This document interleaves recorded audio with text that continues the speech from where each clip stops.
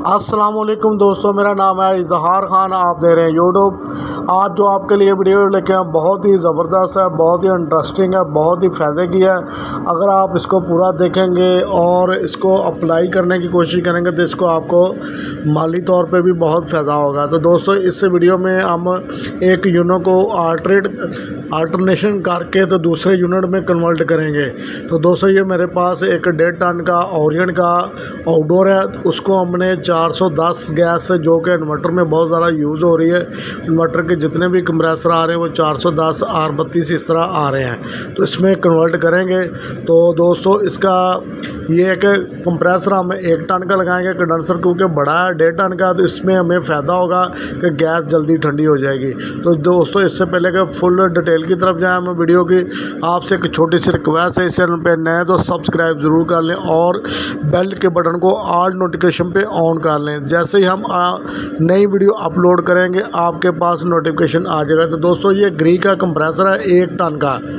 तो दोस्तों, इसमें ये फ़ायदा होगा हमें, एक तो हमारे एम्पेयर काफ़ी डाउन आ जाएंगे, इन्वर्टर यूनिट से भी काफ़ी डाउन आ जाएंगे। इन्वर्टर के भी 6 से ऊपर एम्पेयर होते हैं, तो इससे भी ये ज़्यादा लेस हो जाएंगे, 4 साढ़े 4 एम्पेयर तक आ जाएगा।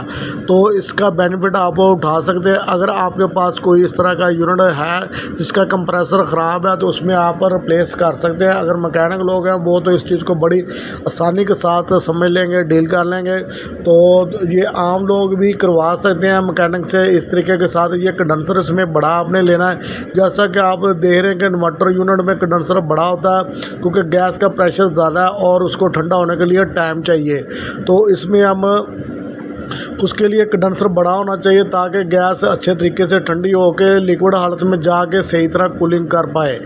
तो इसका जो ना बेहतरीन जो हल है वो ये है कि जैसा कि आप देख रहे हैं, मुख्तलिफ कंपनियां इंडोर और आउटडोर काफ़ी बड़े बना रही हैं, और बेसिकली वजह उसकी यही है कि गैस का प्रेशर बानिस्बत ज़्यादा, उसके डबल के करीब है, डबल से भी ज़्यादा बन जाता है। तो इसमें आप अगर छोटा कंडेंसर लगाएंगे तो वो गैस पूरी तरह ठंडी हो नहीं पाएगी। अगर मैं इसमें 1.5 टन का कंप्रेसर ही लगा दूंगा तो R410 का तो वो सही तरीके से काम नहीं कर पाएगा। इसलिए आप 1.25 टन तक तो यूज़ कर सकते हैं इसमें, तो 1 टन का भी यूज़ कर सकते हैं। लेकिन मैंने कैपरी कोई बाकी चीज़ें कोई रिप्लेस नहीं की, सिर्फ कंप्रेसर को रिप्लेस किया है। इसमें डिस्ट्रीब्यूशन आपको बता रहे हैं कि 4 रास्ते इसके गैस के उन्होंने डिवाइड किए हुए। उससे यह है कि गैस अच्छे तरीके से ठंडी होती है। अगर आपने कंडेंसर चूज़ करना, सेलेक्ट करना, तो वो भी इसी तरीके से डिस्ट्रीब्यूटिंग वाला कंडेंसर यूज़ करें ताकि गैस को अच्छा रिज़ल्ट मिल सके और एम्पेयर आपके और बेहतर हो सकेंगे।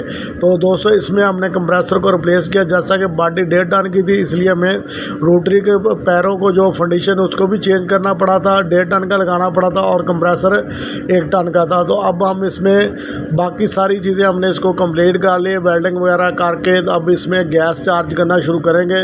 तो वैक्यूम वगैरह सारा कुछ करके हमने थोड़ी सी गैस इसमें डाली थी। अब हम इसको इंस्टॉल करेंगे। इंस्टॉल करने के बाद इसको पर्जिंग करवा के तो मैं इसमें गैस चार्ज करके आपको दिखाऊंगा और इसका रिज़ल्ट आप देखेंगे और इसके एम्पेयर भी आपको चेक कराएंगे और रिटर्न भी इसकी बेहतरीन आई है। दूसरा, हमने इससे पहले भी हमने कुछ वीडियो अपलोड की हैं कन्वर्ट करने की, तो उसमें सेम यूनिट रखा था, लेकिन इसमें हमने यूनिट को चेंज किया है। यानी कि पहले हमने 1 टन के यूनिट में 1 टन का ही कंप्रेसर डाला था और 1.5 टन के यूनिट में 1.5 टन का ही कंप्रेसर डाला था। तो इसमें ये थोड़ा सा फ़र्क आया था। इसमें गैस का जो रिटर्निंग प्रेशर है थोड़ा सा ज़्यादा है, वो भी आप अगर कैपरी को चेंज कर लेते तो वो भी बेहतर हो जाएगा। लेकिन हमने इसमें से, जैसा कि मैंने पहले आपसे गुजारिश की है कि हमने कोई भी चीज़ इसमें चेंज नहीं की, जैसा आउटडोर था वैसा ही हमने लगाया, सिर्फ कंप्रेसर को और हमने गैस को रिप्लेस किया है। तो अभी हम इसको चला रहे हैं, प्रेशर वगैरह दे के, लीकेज वगैरह चेक करके। तो बाकी की चीज़ों को हेल्ड कर दिया ताकि जो ना वीडियो ज़्यादा लंबी ना हो पाए। बाकी आपने सारी चीज़ें उसी तरह करनी है, आउटडोर को साफ़ करना है, फ्लशिंग कर लेनी है, सारी चीज़ों को कंडेंसर को फ्लश करके वॉश करके उसके बाद ही कंप्रेसर को इंस्टॉल करना है। जैसा कि देख सकते हैं दोस्तों, हमारे लिए कि ये टेस्टिंग कंप्लीट हो चुकी है। तो अब हम इसको थोड़ा सा खोलेंगे। जो इसमें गैस थोड़ी सी चार्ज की हुई है बगैर चलने के, तो उसको हम खोल के देखते हैं कितना प्रेशर। उसके बाद हम यूनिट को ऑन करेंगे और स्टेप बाय स्टेप आपको एम्पेयर, वोल्टेज, सारी चीज़ें चेक करके दिखाएंगे और इसकी रिटर्न कूलिंग भी दिखाएंगे।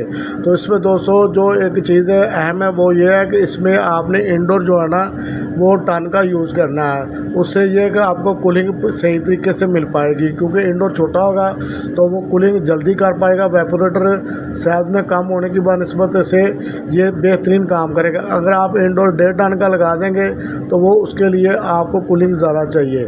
तो इसलिए आप इसको 1 टन के इंडोर के साथ यूज़ करें तो बेहतरीन रिजल्ट आएगा। मैंने भी इसके साथ जो नीचे इंडोर लगा हुआ वो 1 टन का है, तो वो तो हमने वैसे चेकिंग के लिए लगाया हुआ है, लेकिन इसमें जो ओरिजिनल लगाएंगे वो भी 1 टन का यूनिट ही साथ इसमें अटैच करेंगे।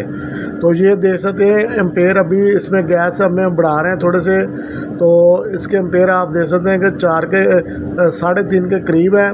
तो अभी रिटर्न इतनी ज़्यादा नहीं, प्रेशर भी कम है। तो प्रेशर कोई पहले हम बता नहीं सकते कितने पे रिटर्न फुल आती है और एम्पेयर लोड वगैरह कितना होता, उसको आसा आसा बढ़ाएंगे ताकि कंफर्म हो सके। यकदम हम गैस नहीं डाल देंगे।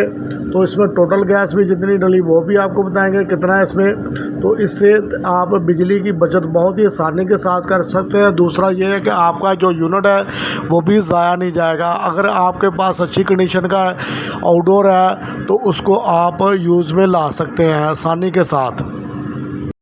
तो दोस्तों इसके लिए हम आसा इसमें गैस फीड कर रहे हैं ताकि हमें एम्पेयर और टन और इन तीनों चीज़ों का अंदाज़ा हो सके, प्रेशर कितना आता है। और इसको 2-3 दफ़ा चला के भी चेक करेंगे। ये भी आपने करना है कि इसको ट्रिप वगैरह तो नहीं होता या हीट नहीं होता। दूसरा वोल्टेज भी सही प्रॉपर होना चाहिए।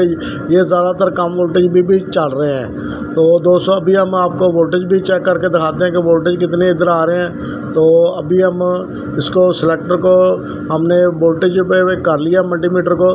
तो ये आप देख सकते हैं कि कितने कम वोल्टेज हैं, लेकिन फिर भी जो है ना इसका अच्छा तरीके से काम कर रहा है। तो इसको मैं कोशिश करता हूँ कि अगर दूसरी जगह पे बिजली थोड़ी सी सही है तो वो भी चेंज करके देखता हूँ। तो ये आप देख सकते हैं कितने कम वोल्टेज होने के बावजूद भी बिल्कुल ठीक काम कर रहा है और एम्पेयर भी कम आ रहे हैं। अगर इसको 220 वोल्टेज मिलेंगे तो एम्पेयर और ज़्यादा डाउन हो जाएंगे। जैसा कि इलेक्ट्रिकल वाले जानते हैं कि अगर बिजली के वोल्टेज कम होंगे तो उससे ये है कि बिजली का खर्चा बढ़ जाता है, एम्पेयर बढ़ जाते हैं। तो दोस्तों अभी आप देख सकते हैं कि इसमें रिटर्न भी आ रही है, तो बेहतर हो रही है रिटर्न। तो जैसे जैसे इसमें गैस और बढ़ेगी और थोड़ा सा अंदर क्लोजिंग होगी, डोर इतना ज़्यादा ओपन नहीं होगा, प्रेशर और ज़्यादा डाउन आ जाएगा।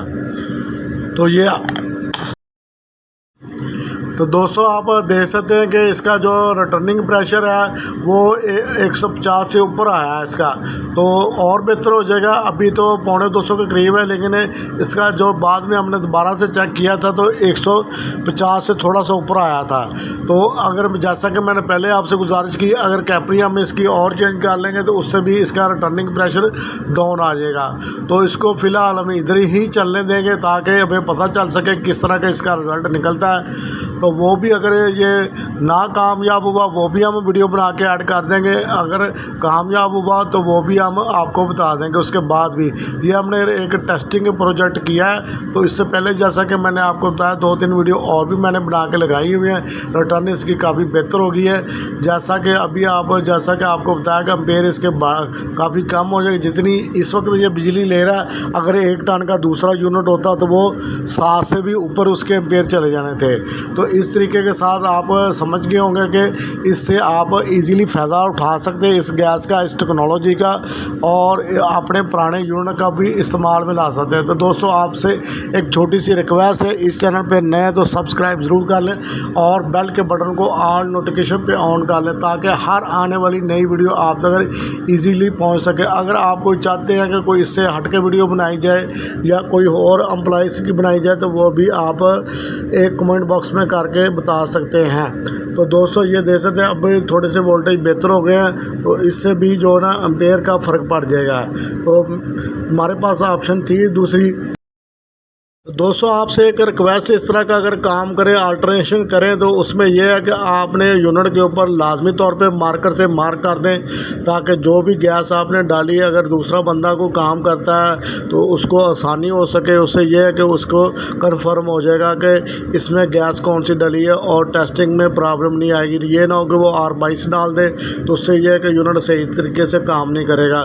तो देख सकते हैं कूलिंग बेहतरीन आ चुकी है। तो मिलेंगे दोस्तों, उम्मीद करते हैं दोस्तों ये वीडियो आपको अच्छी लगेगी तो लाइक ज़रूर करें, शेयर भी करें अपने ग्रुप में। तो दोस्तों मिलेंगे इसी तरह किसी नेक्स्ट वीडियो में, तब तक के लिए अल्लाह हाफिज़। दुआओं में ज़रूर याद रखें।